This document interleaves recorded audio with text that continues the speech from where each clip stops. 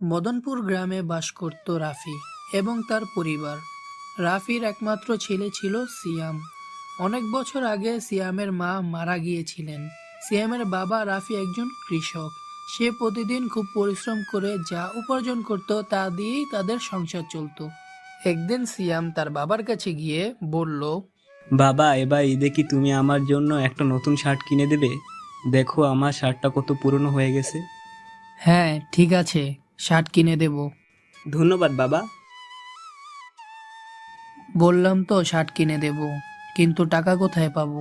জমিদারের টাকা তো এখনো দেওয়া হয়নি। কি রাফি, আমার টাকা কবে দিবে? জমিদার মশাই একটু সময় দিন, পরশু টাকা দিয়ে দেব। আসলে আমার ছেলে তো কখনো কিছু চায় না, এবার একটা শার্ট চেয়েছে। ঈদ তো আমিও করব, আমারও পরিবার আছে। টাকা না দিলে জমি নিয়ে নেব তোমার। জমিদার মশাই দয়া করে আমার জমিটা নেবেন না, এই মাসের ভিতরেই আপনার টাকাটা আমি দিয়ে দেব।